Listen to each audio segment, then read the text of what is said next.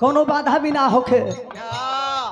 इशारा बा ओ माई से जौन माई ए दुनिया में दुनिया के लोगन के जन्म देली। का इशारा बा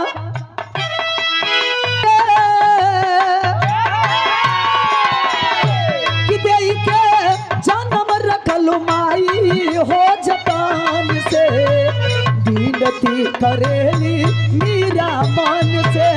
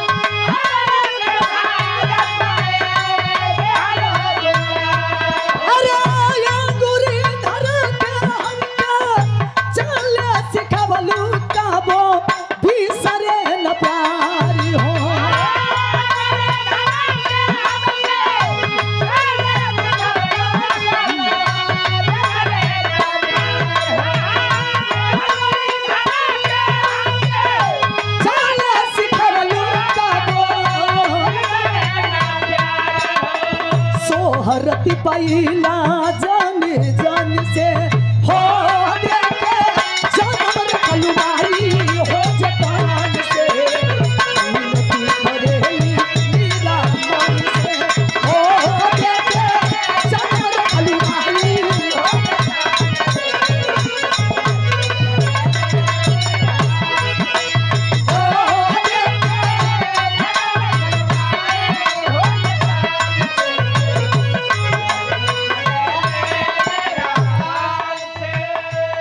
अमृत के धार कोई कतनो पियाई है भैया बोला माई बिना।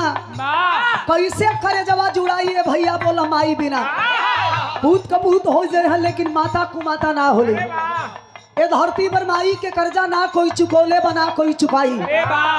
आज इस मीरा मूर्ति को बिरहा जगत में पहली बार, महिलाओं में प्रथम बार इस मीरा मूर्ति को आप लोगों ने केवल बिरहा ही नहीं गवाया, बिरहा फिल्म से उठा कर इस मीरा मूर्ति को आप लोगों ने गायिका से नायिका भी बनाया।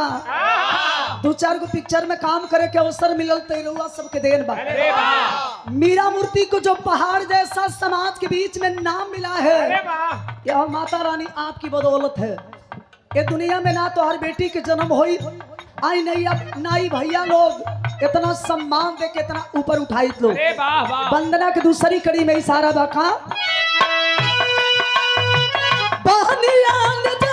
हमारा नहीं बज्ञान नहीं आवासूर ताली हो।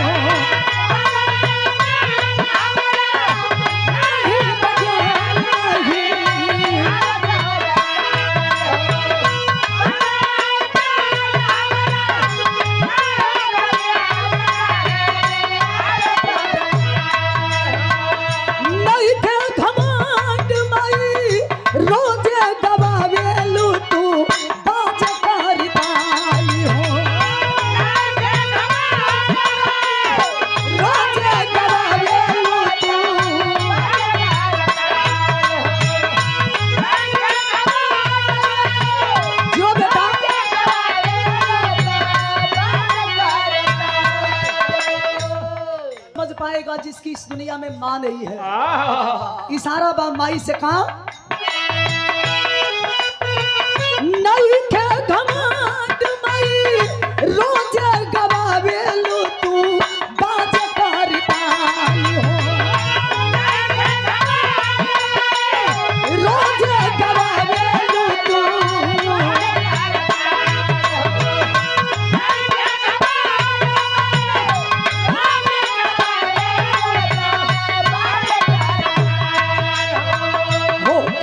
कसूर का वो हमसे हो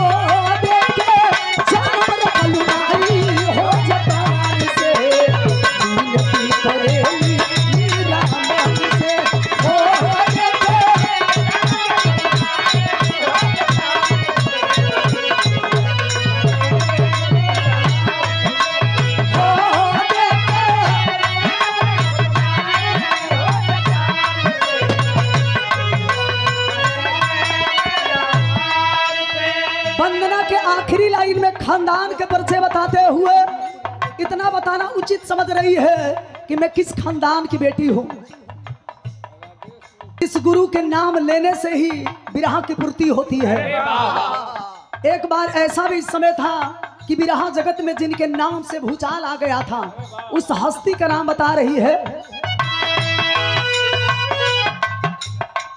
बिहारी गणेश गुरु का सपना सजवलू दिहलू विरह के ताज हो।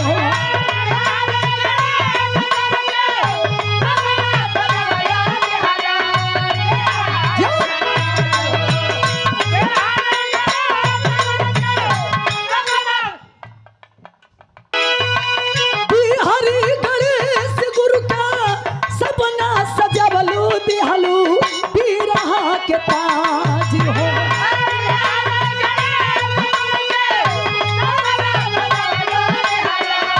विरह के ताज हो।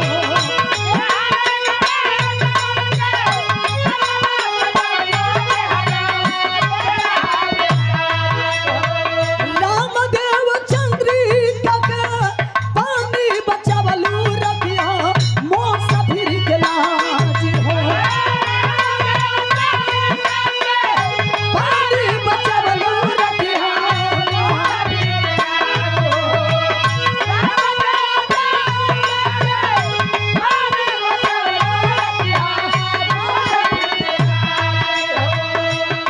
अखिलेश के भजन से हो देखे जन्म रखलू माई हो जतन से विनती करेली मेरा मन से हो देखे जन्म रखलू माई हो जतन से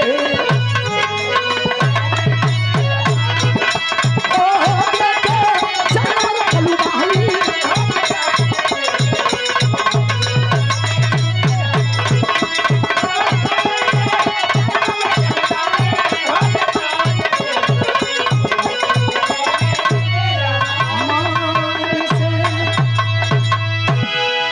माई के 500 रुपया दे के स्वागत के लिए बनी रंगमंच की ओर से आपके बहुत बहुत प्रणाम।